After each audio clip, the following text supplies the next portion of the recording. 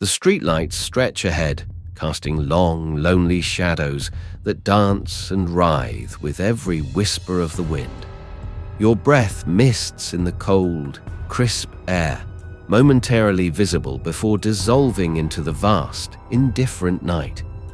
The rhythmic crunch of your own footsteps is the only sound, a familiar comfort, a predictable tempo in the vast, quiet expanse of the night. You're just trying to get home, your mind drifting, perhaps replaying fragments of your day, almost there, the warmth and safety of your destination, a palpable desire.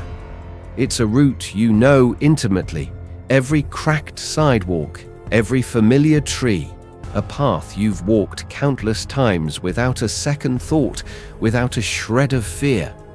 But what if tonight something shifted? What if the ordinary silence was suddenly, jarringly, broken by a sound that shouldn't be there, a rhythm that doesn't belong, or a presence you can't explain, a chilling weight that settles upon you from the darkness? Tonight, we step into the very shoes of three individuals who discovered, in the most terrifying way imaginable, that walking home alone can lead you down a path far more terrifying than you ever conceived, a path from which there may be no return. Our first chilling account comes from Liam, a college student in his late teens, still navigating the awkward transition from adolescence to young adulthood. He lived just a few blocks off campus, nestled comfortably in a quiet, tree-lined residential area, a seemingly idyllic bubble of suburban peace. His routine, common among dedicated students, often involved grueling late-night study sessions at the sprawling university library, meaning he frequently found himself walking home alone after midnight. It was a familiar, well-lit path, bordered by a comforting canopy of old oak trees, and he'd never felt particularly uneasy about it, until one cold, crisp autumn night, a night that etched itself permanently and irrevocably into the deepest recesses of his memory, shattering his sense of safety forever. It was around 1:30 a.m. The library had finally, unceremoniously, kicked him out, its stern closing announcement echoing through the deserted halls. The biting wind whipped around him as he stepped onto the deserted sidewalk, tearing at his jacket, chilling him to the bone. The streetlights, few and far between in this quiet neighborhood, cast long, stark shadows that stretched ahead and behind him, making the familiar trees look like skeletal fingers reaching into the inky, starless sky, their branches clawing at the darkness. The only sound was the rhythmic, almost meditative crunch of his own sneakers on the cold pavement, a comforting, predictable tempo in the profound, suffocating silence of the sleeping neighborhood. He pulled his thin jacket tighter, trying to ward off the chill, shoved his hands deep into his pockets, and focused solely on the warmth and safety of his destination, his apartment, just a few short blocks away. He'd been walking for about 5 minutes, his mind drifting, half listening to a podcast through his worn headphones, its cheerful banter a flimsy shield against the encroaching silence, when a subtle, insidious shift registered in his periphery, a tiny anomaly that prickled at his subconscious, a faint, almost imperceptible echo. Not his own footsteps bouncing off a wall, a common urban acoustic phenomenon he was used to. This was different. This was a separate set of footsteps, quiet, deliberate, and undeniably, chillingly behind him. His heart gave a little lurch, a sudden cold spasm in his chest. He told himself desperately that it was just someone else walking home. It was a college town, after all, brimming with night owls and late shift workers. People were out late. It was normal. He subtly increased his pace, just slightly, almost imperceptibly, without making it obvious that he was reacting. The footsteps behind him subtly increased their pace too. His breath hitched. He swallowed hard, his throat suddenly dry. Coincidence. Just a coincidence. He tried to tell himself it was the sound of his own shoes echoing oddly on the pavement, a trick of the acoustics in the quiet street, his tired mind playing tricks. He pulled one earbud out, straining his ears over the sudden, amplified rush of his own blood in his ears. The footsteps were still there. Crunch, crunch, crunch. A consistent, unnerving rhythm perfectly matching his own accelerated stride. And they were closer now. He could feel a prickle of cold dread crawl up his spine, an icy tendril of fear spreading through his limbs, a visceral, animalistic instinct screaming at him, overriding all rational thought. This wasn't someone else just walking home. This was someone following him. Panic, cold and sharp, began to coil in his stomach, tightening into a suffocating knot. He wasn't a small guy, certainly capable of holding his own, but the thought of being pursued, unseen, by an unknown entity in the dead of night on a deserted street was terrifying beyond measure. He tried desperately to think, his mind racing. What should he do? Run? Turn around and confront them? Scream? He felt a sudden, crushing, suffocating vulnerability. He was alone, truly, utterly alone, cut off from help, from safety. He decided to test it, a desperate, childish gamble. He abruptly stopped walking, freezing in place in the middle of the sidewalk, feigning checking his phone, his head bowed, his hands fumbling. The footsteps behind him stopped too, instantly, abruptly, as if on cue. A profound, unnerving silence descended, thick and heavy, broken only by the frantic, deafening pounding of his own heart against his ribs and the distant, almost mocking hum of the city.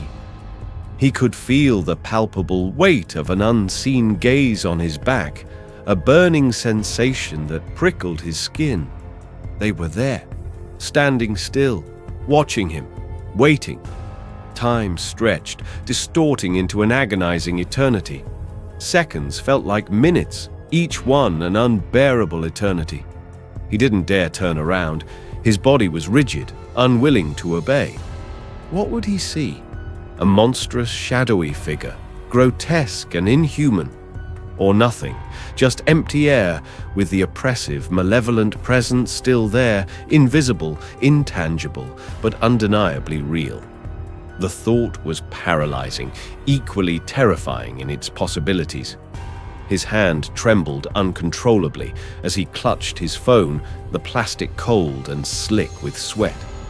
Finally, with a desperate burst of raw, unadulterated courage, a primal surge born of terror, he took a deep, ragged breath, a shuddering gasp that felt inadequate to fill his aching lungs, and started walking again.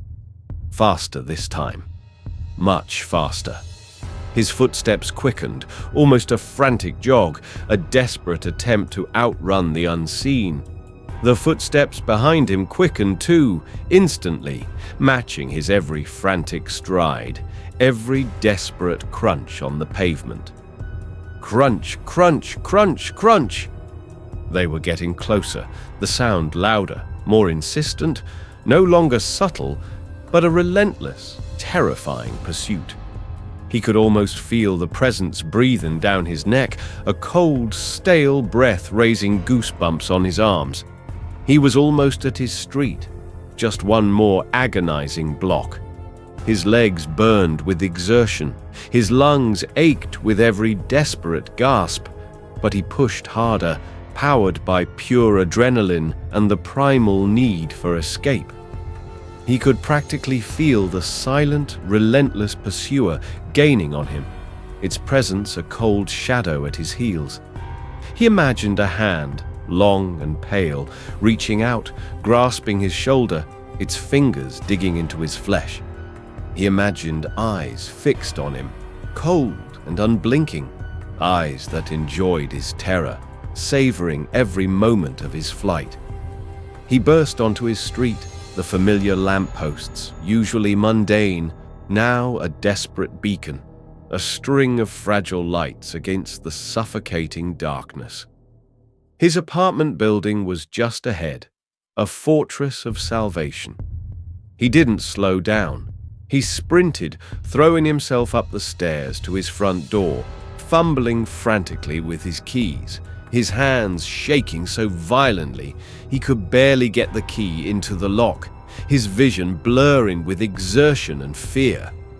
He risked a quick, terrified glance over his shoulder, a fleeting instinct overriding his dread.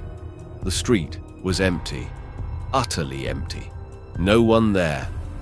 The profound silence returned, immediate and chilling, as if the night itself had swallowed his pursuer whole. He slammed his door shut, the sound echoing through his small apartment, fumbling with the deadbolt, throwing every lock he could find, leaning against the cold, unyielding wood, gasping for breath, tears stinging his eyes, his body shaking uncontrollably. Liam never found out who or what was following him that night. He never saw anyone, not a shadow, not a flicker. But the memory of those perfectly synchronized footsteps, the chilling, instant silence when he stopped, and the terrifying, relentless acceleration when he ran, haunted him, seared into his very soul. He now carries pepper spray, always looks over his shoulder, scanning the darkness, and actively avoids walking home alone late at night, opting for expensive taxis or imposing on friends for rides. He still wonders, obsessively, with a cold knot in his stomach. What would have happened if he hadn't run? What would have happened if they had caught him, if that hand had reached out and touched him? And what was it that followed him, unseen, unheard, a silent hunter in the quiet darkness of a seemingly peaceful residential street? The questions linger, an agonizing echo in his mind, every single time he hears a distant crunch on the pavement, a chilling reminder that sometimes the greatest fears are those you never truly see. The terror of unseen pursuit, of footsteps echoing in the night, a relentless, growing threat, is a primal fear that resonates deep within our ancient instincts. Our second, deeply unsettling narrative comes from Chloe, a young graphic designer in her mid-20s, a creative soul with a pragmatic approach to city living. She lived in a bustling urban environment, but worked irregular, often late hours, frequently finding herself walking home alone through quiet, residential streets after her late-night shifts wrapped up. She always took the same route, a familiar, well-lit path that passed directly by a small, rarely used public park, a patch of green surrounded by wrought-iron fencing and ancient, gnarled trees.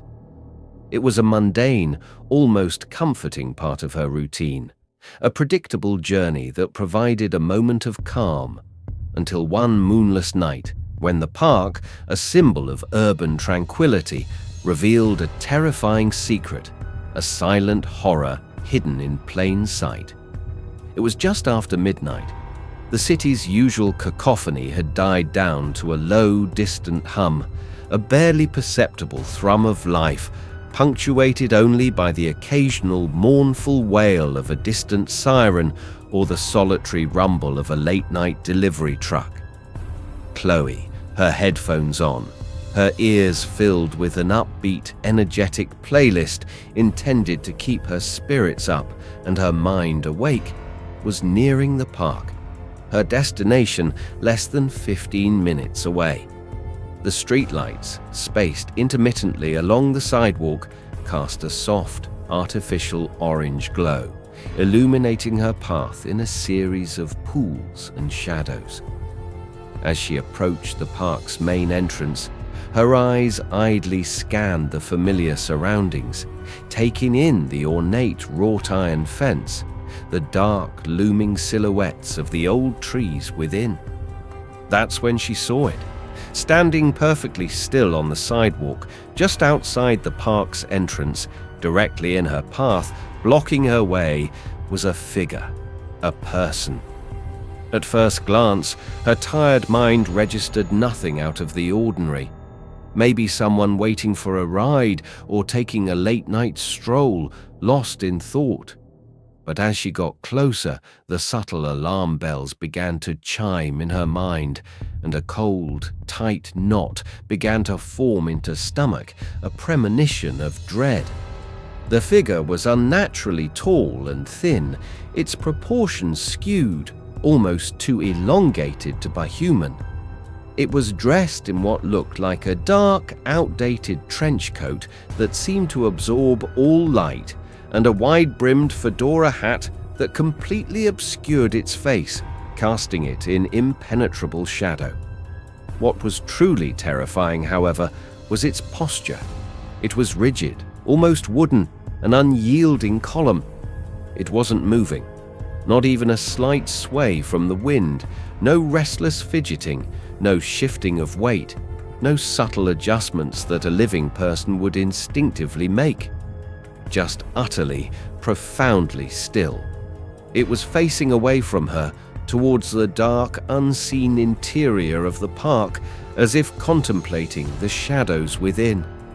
Chloe pulled out her headphones, her upbeat music abruptly cutting off, leaving her in the sudden, oppressive silence of the night, a silence that now felt heavy and threatening.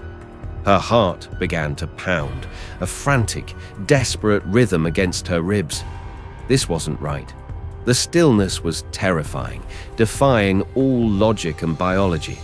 No human could stand like that, for so long, without any movement, without betraying some sign of life. She instinctively slowed her pace, her eyes fixed on the figure, unable to look away.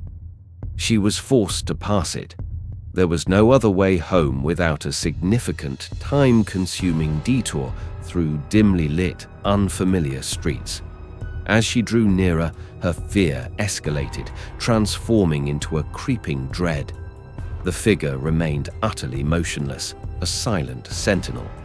She could feel its presence, a heavy, cold weight emanating from it, even from across the street. It was a tangible chill that seemed to cut through the night air.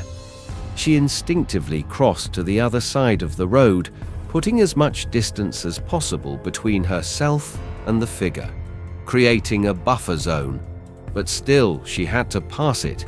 It was unavoidable. The streetlight directly above it seemed to flicker erratically, casting a disturbing, strobe-like effect on its unmoving form, making it seem to momentarily appear and disappear, intensifying its unnatural quality. As she came level with it, now on the opposite sidewalk, a mere 15 feet away, she couldn't resist a quick, terrified glance. Her eyes darted to the figure, snatching a fleeting impression. It still hadn't moved. Its hat was pulled low, casting its face in complete, impenetrable shadow, a featureless void. But she suddenly noticed something horrifying, something that made her blood run cold, chilling her to the marrow. Its hands. They were clasped together in front of its body, but they weren't normal hands. They were unnaturally long, gaunt, almost skeletal, disproportionate to its already thin frame. And the fingers, they seemed to bend at odd, impossible angles, almost like brittle, twisted branches or dead roots. They were pale, almost translucent, a sickly white, catching the faint streetlight in an unsettling, almost luminous way.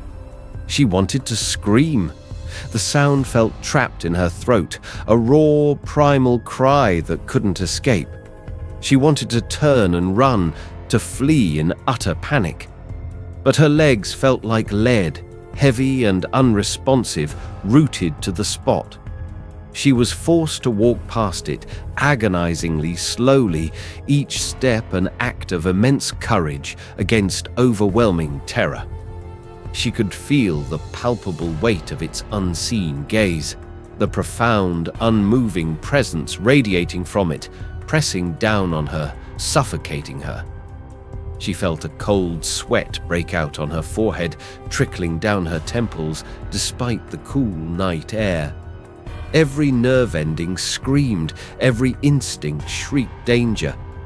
She was just a few feet away, on the opposite side of the street, yet it felt like it was breathing down her neck, its silent presence pressing in. She could almost smell something faint and metallic, like old pennies or dried blood, on the still night air, a sickening, cloying odor. Finally, she passed it. The figure was now behind her. She forced herself not to run, not to break her stride, not to alert it to her profound, consuming terror. She kept walking, her pace quickening with every step, her eyes fixed straight ahead, not daring to look back, not daring to confirm its continued presence. She could feel the lingering presence on her back, a phantom touch, the unsettling sensation that it was still standing there, motionless, watching her retreat, its unblinking, unseen eyes fixed on her. She walked for another 10 minutes, a blur of panicked steps, until she was safely on her own street, the familiar comfort of her apartment building looming ahead. Only then, when she was within sight of her door, did she finally risk a quick, terrified glance over her shoulder. The street was empty, utterly empty. The park entrance was just a dark void in the distance, indistinguishable from the other shadows. The figure was gone, utterly gone. No trace, no lingering shadow, as if it had simply dissolved into the night. Chloe never found an explanation for the sidewalk figure. She compulsively checked the local news, scoured online forums, asked around discreetly, but no one else reported seeing anything like it. She still takes the long way home, adding significant time to her commute, actively avoiding that park at night. Or, if she absolutely has to pass it, she does so in a taxi, windows up, eyes fixed straight ahead, refusing to look. She wonders, constantly, with a cold knot in her stomach. Was it a person? A deranged individual playing a horrifying prank? A disturbed homeless person? Or something far more sinister? A manifestation of fear itself? A silent guardian of the night? A creature from another realm? What was beneath that hat, behind that impenetrable shadow? And why was it just standing there, waiting, motionless, silent, for her to walk by? The questions haunt her, a chilling reminder that sometimes the most terrifying monsters don't move, they don't chase, they don't make a sound. They simply are, waiting in the shadows, waiting for you to walk by, and once seen, they are never truly forgotten. The horror of a motionless, unnatural figure in plain sight, a silent sentinel of dread, is deeply unsettling, transforming the familiar into the monstrous. But what if the danger isn't a passive presence, a mere watcher from the shadows, but an active, terrifying, life-threatening encounter during a desperate shortcut? What if the path you choose to save a few precious minutes instead leads you directly into the domain of something unspeakable, something ancient and malevolent, turning a simple walk into a desperate fight for survival, a confrontation with a true nightmare?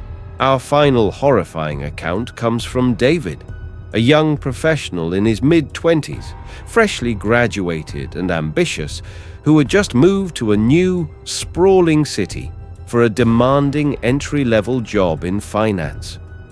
He was still learning the ropes, navigating the complex urban landscape, including the quickest way home from his downtown office to his small, cramped apartment. One night, after working late, pushing through a mountain of paperwork, he found himself utterly exhausted, mentally and physically drained, desperate to get back to his apartment and collapse into bed. It was past 1 a.m., the city's pulse having slowed to a tired thrum, and the public transport had long since stopped running for the night. His apartment was a good 30-minute walk away, a daunting prospect for his weary legs. However, he knew of a shortcut, a narrow, unlit alleyway that reputedly cut directly through two large, derelict, seemingly abandoned buildings, supposedly shaving a precious 10 minutes off his journey. It looked dodgy, undeniably so, dark and uninviting, but he was tired, desperate, and convinced himself it was fine, just a quick, grimy passage. He took a deep breath, trying to dispel his unease, and stepped into the alley. The air instantly grew colder, heavy with the oppressive scent of damp concrete, stagnant water, and something else, something metallic and faintly foul, like rotting meat or rusted blood. The alley was pitch black, a profound, absolute void, swallowed entirely by the towering windowless walls of the abandoned buildings on either side, which seemed to lean in oppressively, blocking out all streetlight, all ambient glow from the city. He fumbled for his phone in his pocket, his fingers clumsy in the darkness, switching on its flashlight. The narrow, piercing beam cut a solitary, fragile path through the oppressive darkness, creating a tunnel of light and shadow, dancing with dust motes. His footsteps echoed unnervingly loud, a hollow thud, thud, thud, bouncing off the brick walls, amplifying the profound silence and making him feel acutely aware of his terrifying isolation. He'd only gone about 50 feet, the air growing colder with every step, when the beam of his flashlight caught something. A shape. At the very end of the alley, where it opened onto the next street, standing perfectly still, was a figure. His heart leapt into his throat, a sudden cold spasm of pure dread. It was too far to make out any clear details, just a tall, thin silhouette against the faint, distant glow of the streetlights from the next block. He froze, instantly, every muscle in his body locking up. He told himself, desperately, that it was just a homeless person. Maybe someone trying to sleep, seeking shelter in the dark alley. He hesitated, his gut screaming at him to turn back, to ignore the exhaustion, to take the long, safe way around. But the thought of backtracking, of adding 20 minutes to his already exhausting journey, of admitting defeat to a mere shadow, made him push forward.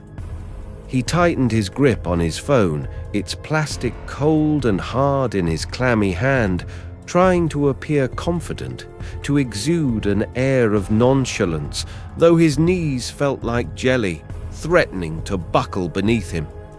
He started walking again, slowly, cautiously, his flashlight beam fixed on the figure, willing it to move, to dissipate, to prove him wrong. As he got closer, his stomach churned with a sickening unease. The figure was facing him now. Its head was unnaturally tilted at a grotesque, impossible angle, almost as if its neck were broken, peering at him from under a heavy, unseen brow. And its limbs seemed too long, too spindly, too thin, disproportionate, like an insect's. It didn't move, not a flicker, It was a statue of dread, a monument of malevolence, waiting for him, watching his every agonizing step.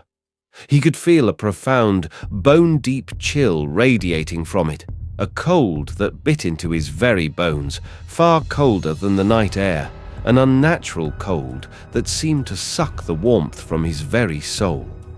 He wanted to scream. The sound felt trapped, a raw, desperate cry stuck in his throat. He wanted to run, to turn and flee in utter panic. But it was directly in his path, a terrifying sentinel blocking the exit from the alley. He was trapped, forced to approach it. There was no escape. He imagined its eyes, vast and black, fixed on him from beneath its tilted head, watching him with an ancient, knowing intelligence, enjoying his terror, savoring every moment of his forced approach. As he got within 15 feet, the beam of his flashlight, unwavering despite his trembling hand, finally caught a detail, a horrifying clarity that solidified his terror into an undeniable, nightmarish reality. The figure was not a person. Its skin, or what appeared to be skin, was deeply wrinkled and fissured, like dried, cracked clay, and its texture was impossibly rough, almost stone-like, a petrified horror. It was completely hairless, smooth and horrifyingly inhuman. Its mouth, a wide, lipless gash, was stretched into what looked like a permanent, silent scream, a rictus of agony or madness, revealing rows of small, pointed teeth, unnaturally sharp and glistening in the faint light. And its eyes? They were not eyes. They were empty, black sockets, profound voids in its ancient, stone-like face. Yet they seemed to bore into him with an unnerving, palpable intelligence, a knowing malevolence that chilled him to his core. A raw, guttural cry tore from David's throat, a sound he barely recognized as his own. He stumbled back, tripping over his own feet, dropping his phone. The flashlight beam clattered to the damp ground, spinning wildly, casting disorienting, strobing flashes of light and grotesque shadow across the narrow alley, illuminating the grotesque figure in a macabre, hellish dance of light and dark. The creature remained motionless, utterly still, its head still tilted at that impossible angle, its empty sockets fixed on him. But then, as the spinning light momentarily illuminated its lower half, David saw them. They weren't feet. They were hooves. Cloven hooves, unnaturally large, dark and thick, pressed into the damp ground, leaving deep impressions in the mud. Pure, unadulterated, primal terror seized him, consuming his every thought, every sensation. This was not human. This was not natural. This was something ancient, something demonic, something that should not exist in this world, that belonged only in the darkest nightmares. He scrambled backward, desperate, his hands flailing for his phone, desperate for its light, its fragile connection to sanity. The spinning light briefly caught the creature again. Its head tilted further, an audible, sickening crack echoing in the confined alley, a sound of bone and cartilage shifting against all natural laws. And then, slowly, agonizingly, one of its unnaturally long, spindly arms began to rise. Its hand, a twisted, claw-like appendage, its fingers bending at impossible angles, slowly extended towards him, those sharp, pointed teeth now seeming to gleam in the shifting light. David didn't wait. He didn't think. He didn't process. He spun around, ignoring the fear, ignoring the sharp pain in his ankle from stumbling, ignoring the metallic taste of adrenaline in his mouth. He ran. He ran back the way he came, blindly, desperately, sprinting through the pitch-black alley, not daring to look back, not caring if he ran into a wall, just needing to escape, to put as much distance as possible between himself and that unspeakable horror. He could almost feel its cold, stale breath on his neck, hear the silent, horrifying shuffle of its hooves behind him, a sound of ancient pursuit. He burst out of the alley, gasping for air, collapsing onto the brightly lit street, his body shaking uncontrollably, racked with tremors, his mind reeling. He stayed there for minutes, hyperventilating, until he could force himself to his feet, his muscles screaming in protest. He never looked back at the alley. He never went near it again. He never even walked on that side of the street. David eventually moved out of the city entirely, unable to shake the indelible image of that creature, that terrifying sentinel in the dark alley. He still has nightmares about the empty black sockets, the wide, lipless, silent scream, and the slow, rising, clawed hand. He wonders constantly, with a cold knot in his stomach. What was that thing? Was it guarding something, a gateway to another realm? Was it waiting for someone else, or had it simply been waiting for him? And what would have happened if he hadn't turned back, if he had frozen in its presence? What would have happened if its hand had reached him, if its claw had touched him? The questions haunt him, a chilling reminder that some shortcuts come with a price far greater than time saved, a price exacted in sanity and peace of mind. And some paths lead to encounters that shatter your understanding of reality, leaving you forever changed. These stories are a chilling reminder that the familiar walk home can, in the blink of an eye, turn into a landscape of profound, inescapable terror. Whether it's the invisible pursuer whose footsteps mirror your own, the silent, unnatural figure waiting in plain sight, a static horror, or the unspeakable ancient creature lurking in a shortcut gone horribly wrong, the night holds secrets, unseen threats, and unimaginable horrors. Have you ever experienced anything truly terrifying while walking home alone? A strange sound, an unsettling presence you couldn't explain, a glimpse of the impossible, a vision that defied all logic? Share your story in the comments below. We want to hear your encounters with the unsettling unknown, your brushes with the bizarre and the horrifying. If these tales sent shivers down your spine and made you check over your shoulder, made you clutch your keys tighter, made you question every shadow, hit that like button. Subscribe for more chilling true stories that push the boundaries of reality, and ring the notification bell so you don't miss our next descent into the unsettling unknown. Until then, remember, always keep your eyes open and never, ever walk home alone.